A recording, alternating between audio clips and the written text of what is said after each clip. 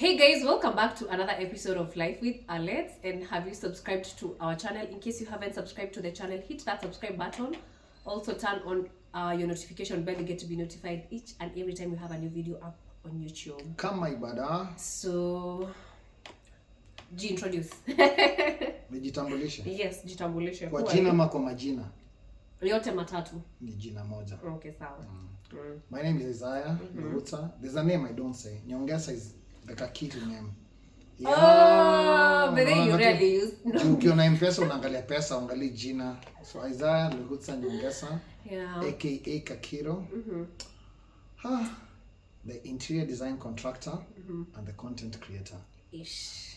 Officially added by to your by bio. Association. Ongeza tu hapo. Zile ma PhD, AGM, board of governors, hizo ziko tu. I don't just say where. But I am a board of governors and chairman in some circle and mambo ya God. Tuende tu pole pole. Content inataka tu content creator. Sindio? Yes. So I want you to introduce today's topic. Ni mambo yenye inatuhusu kwa undani. Kwa undani ama kwa uju.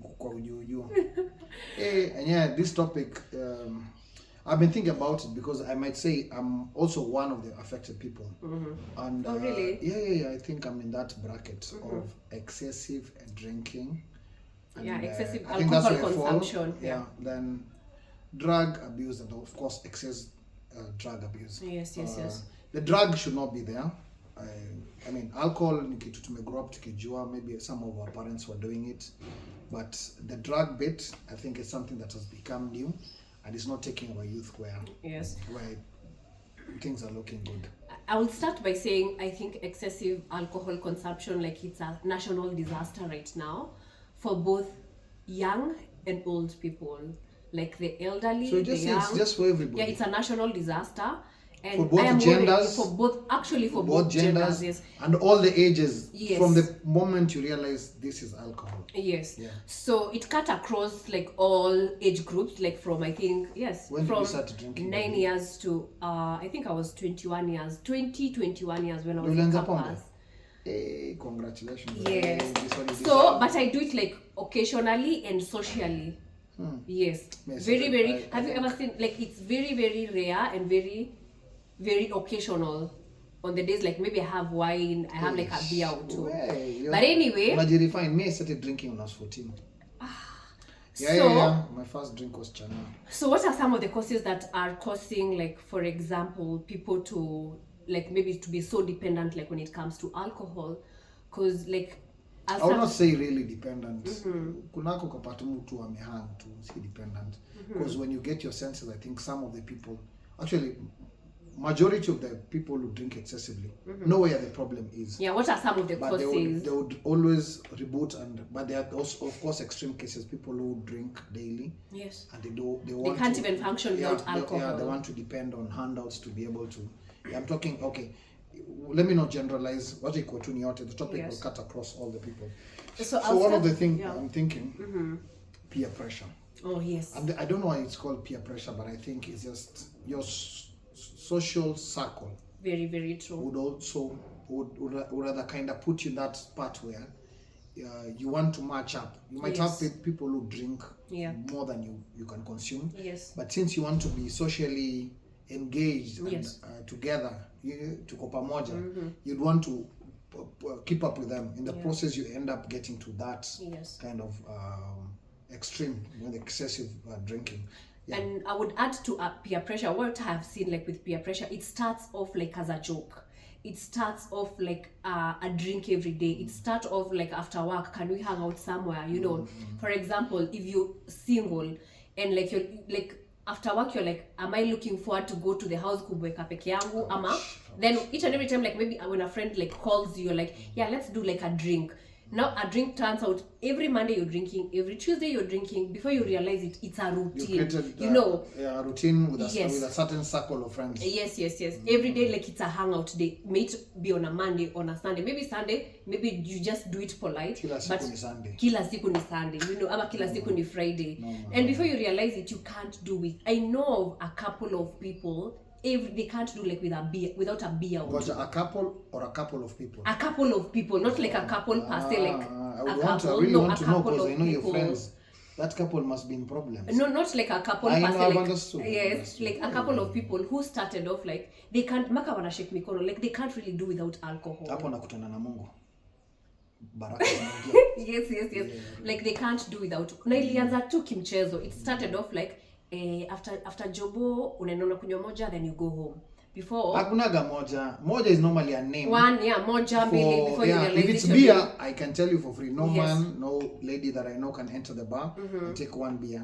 So kama ni kamoja, we are now going downwards when it comes to the category of alcohol. Yes. And I think in our parting shots we need to mention about this alcohol that people, as in most of the people are at that par. Yeah. So on my second point, I would say I think we have normalized drinking, unfortunately. Unpopular opinion maybe though, but I think we have normalized drinking. Like, it's not okay. We rank somewhere in Africa in the country that consumes a lot of alcohol. Kenya, I think is one Uganda of them. would be number 1, Kenya would be number 2, or one exchange. Because Yes. Nigeria comes somewhere, they have big bottles of beer. Yes. But Kenya tumejirank juu ya ulevi, si kitu poa. Yes. Hatuwezi kuwa tuko mbele kitechnology na pia tuna reverse juu ya hizo vitu. Yeah, Yes. so I think when we were growing up, like it's so very few homestead would you see, like for example, even parents coming in with alcohol and drinking, like maybe in front of the children. Right now we have normal. It's not a bad thing. Can I surprise you? No, can I like? I know. My dad never took alcohol. Really? My mom never took alcohol. Sasa niulize shida kwa wapi? Because sometimes even I have seen like it happening to our family. Like we have a cousin who's struggling kidogo here and there with alcohol. And the question is like, whom have you seen do this before? Like, where did you get? Of course, it all comes back to peer pressure. Yes, pressure. And not even peer pressure. It could be something they are seeing in somebody. Other people doing it, and like slowly they're embracing it, which is like for them like it's very very young to be like engaging in, like for example. So you want something to like, say this as I'm jumping on to a point that I think you're directing. Yes. It is lack of proper role models, because you're talking about you growing up not seeing people, or rather the adults, pombe. Yeah. So what the young people are seeing, and unfortunately I'll be falling in that category of millennials. Yes. They are seeing us drink and showing it's very comfortable. It's very a okay. nice thing to do. Yes. So you also blame on being wrong role models. Yes. The people who have been before us, I take it. To be honest, they have shown it. It is very very okay for us, like to be cheers like Dorime when it comes, for example, to clubs.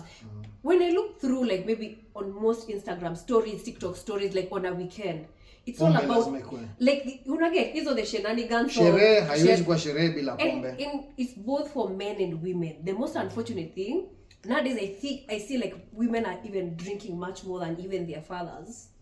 Hey. Yeah, every Friday, Saturday, it's a thing. Okay, I don't know. So lack of proper role models. Yes. Then again, now when you talk about women drinking more than men, it goes to one thing: relationships. And now relationships become wide. Either you're dating somebody who drinks a lot. Oh yeah. Either you're in a marriage that you feel there's some failure and you need to decompress. So a relationship could be wide. But do you think alcohol is the thing? Is the what? Because for example, the runaway too. Yes. It's a runaway too. Like it's not the problem. But you see, I'm going to drink today, and tomorrow the problem is still there. Did I solve anything? But you see, for people getting what I believe, that small reprieve or that small kidogo pressure, yes, imepungua. Yeah. For some people it goes along with some sindaingia, nitalala, nitaamka nianze siku nyingine. You see, so you're running away from a problem. Unfortunately, it builds up. It keeps on accumulating and accumulating. So I'd say that I think relationships zimekuwa zingine. Like I don't want to target at these people, but hey, there's a couple that's in a ban. No, it's Patelo Nadi. Like you know, like this. We all know. Everybody, I think, as long as you're in the 254, you know about Patelo Nadi. Ama like relationship itafikaje hapo mali tuko tu maji yani. Like, but you see, they are getting endorsements like to go to these clubs and all that. You see, but the sustainability let's go back. Yeah. Role models. Yes. 1, 2.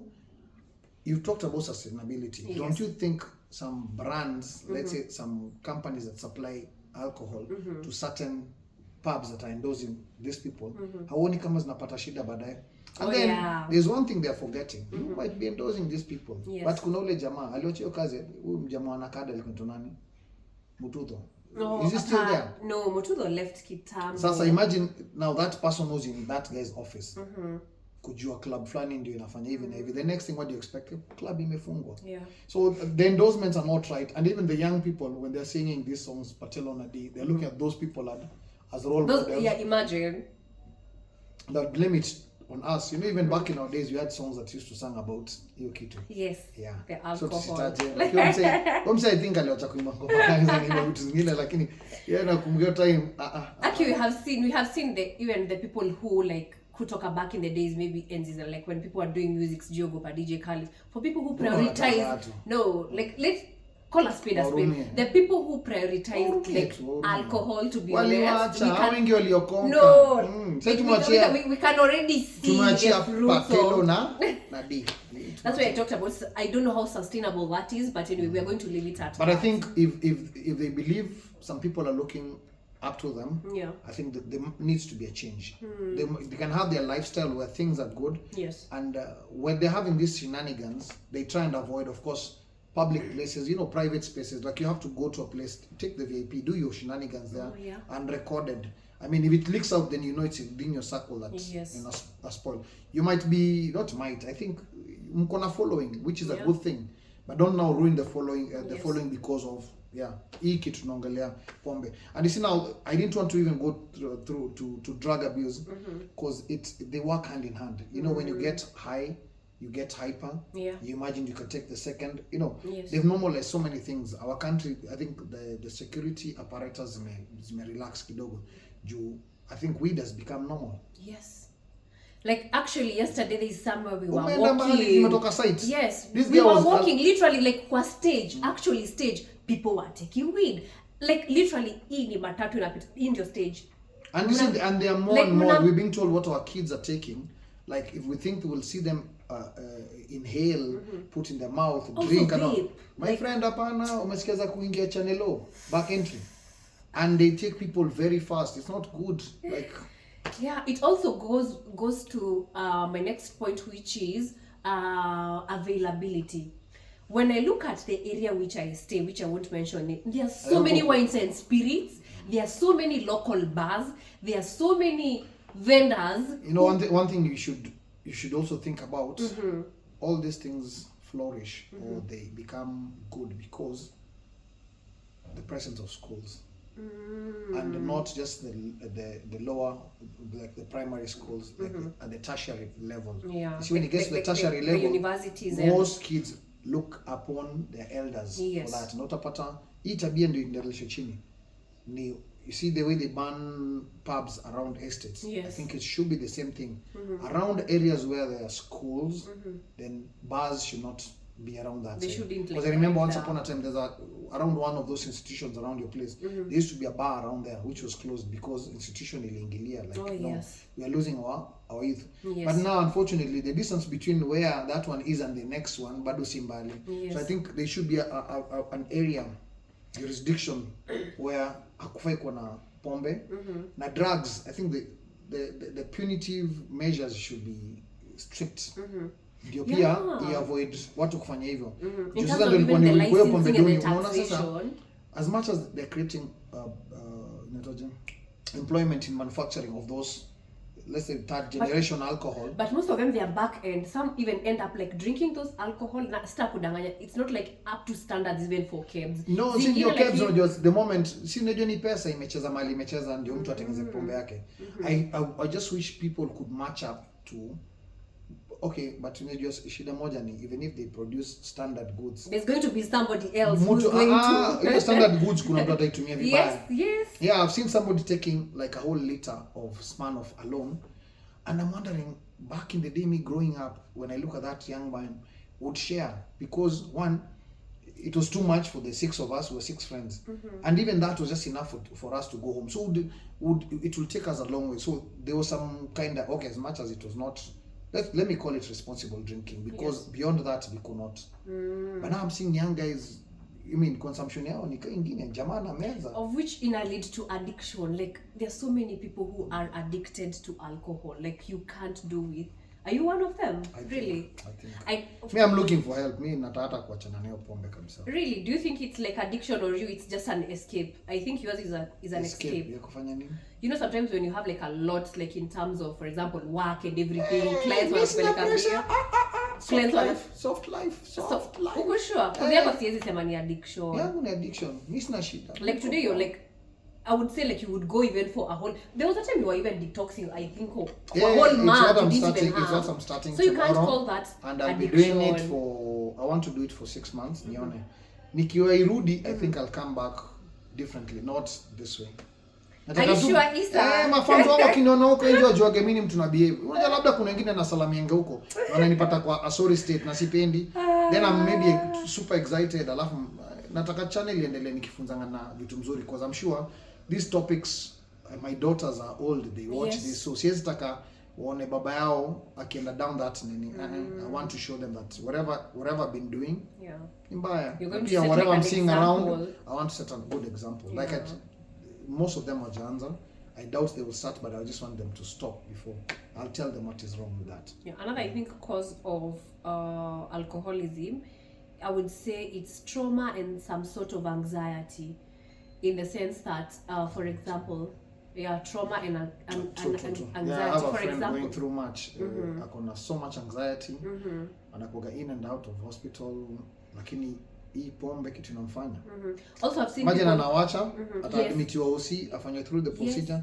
They've done so many procedures. You go through rehabilitation. Like kuna ingine si unadungwa unaekewa kitu huku ya kustop urge haifanyi.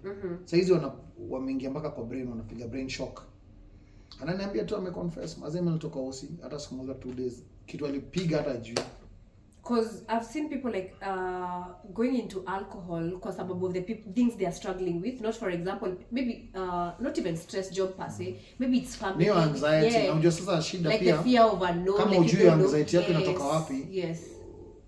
I don't know, I just pray, my prayer every day nikiamka ni ajue shida yake iko wapi ndio tukusaidika. Juu pia yeye unajua as much as I know she's not happy. Afrahi, yani yako tu anasema God ningetamani kukua mahali fulani but imekuwa ngumu. Yani ameomba ninachaja. But you know sometimes it also comes down to being content pia with where you are. Sometimes do not compare. Yes, it might take time. Anxiety yake si mambo one hakuna job poa. Tuanze hapo. Anaishi fiti. Mimi naweza kuambia vile namjua. Si shida hiyo anxiety yake inatoka mahali pengine. It's not about work. Are they able to pick from where it's coming from? Ama daktari wote. Another thing is kuna ule mwenye their days amekuwa poa anaweza jaribu amejaribu we count days like 90 days then you know but mbaya then things just flip because sometimes they get like maybe through rehabilitation alafu after some time maybe they are 1 month out alafu they are back. For me I look at it this rehab is never a solution. Rehab is just really? You'll be taken there, you'll be meeting people who are in the same whatever mtaji konsoliana tu but rehab for me I think solution ya kustop hizi vitu ni being with people who are not doing it, not being taken somewhere where people are running away from that. They come in a place, they're confined 1, 2 months, 3 months, they leave, then they meet now the biggest fear, which was the problem they had. So I think solutions for such people ni uko nje, but now like for my friend I don't know, with anxiety I don't know. I'm on a madoki and I think let's say it's work in progress and I pray one day. I think you can only pray and hope alcoholism doesn't beat your door. Ama tubani pombe kabisa Kenya. One thing I know for sure, one thing I know for sure, it can't be completely banned kwa sababu it's one of the most generating source of income. Yes, in terms of like there's heavy taxation when it comes to alcohol. So, and in terms of government revenue, they make a lot courtesy of alcohol. It's one of the most leading. But you realize the government is also trying to do something different. You had the law. Yes. That going to the club lazima uko 21. 21 years and above. Which is a good step. I think they need to push it higher. 25. You remember even like 25 wewe uingi kwa bar. Na ufungezo but whatever the government is trying to do, I'm sure hata wanaona we're bringing a youth that iko careless. Then we are very, very unproductive. So because you can imagine if from the millennials going down all the way to Gen Alpha, maybe I'm a Gen Zs, like it's like it's a disaster. We are not productive when it comes to work. We are not productive when it comes to even like productivity in terms of like maybe keep making a family. Sometimes even providing for a family. You know. Watu wametoroka tu family. Wasijitete na pombe. For real. People are not even reproducing because of alcohol. Our fathers showed us role models of how wives should behave. Now the wives that were brought up for us, hawaizi hiyo role models za mama yao hataki. Anataka pia kwa Miss Independent. Wale watoto wanatoka baada yetu, my friend, sasa wanaona ai dad ako hata sijui na mama hata hajakuja pia home. So parents hatuko, watoto wanadecide kujiraise na TV juu tumeenda kupiga nini? Sherehe. Pombe. Draga inafaa ibaniwe kabisa, hata tukae miaka kama 2 bila pombe. So yeah, we can have like Aba tuongee. I think we should have like a part 2 mimi naweza taka part 1 pombe yote duni, pombe inaweza nunuliwa 500 ml at 200 and tutoe hizo kwanza. Wacha turudisha goat kunywa busa na changa ya ushago. Tutoe hizo vitu na juu changa was medicine. Busa was but now what Moratina and stuff like the traditional what people are drinking right now is not good. Tunaua maliva. Very true. And we've lost so many people. You know, another one that I just don't want to go through that conversation. But excessive drinking, then driving. Oh yeah. Wameka alcohol drunk driving. Yes. Jamaa amelewa, amekuja mwana matazi kwa pale, lakini alidose before afike kwa mataa. Anakuja kamera roho hizo gari. So alcohol iko, lakini hapo ndio accident imefanyikia. Very, very true. Baby. And also there's also the corruption bit part of it, you know. I think this would make sense. Yes. You see, like in the Western world, ukitoka kwa bar, alcohol inapimiwanga kwa bar. Oh, before so ukijua umelewa hautoki. Yaani wewe story yako ni finish kumalo hapo. Ngoje ukuwe sober. Ndio unajua hizo. The beauty about that, the barman will not sell for you. Yes. Because the intoxication level yenye umepimwa hapo nje iko juu na ikubaliwi na sheria. So utaka hapo usoba hapo. Na pia pia wase community work.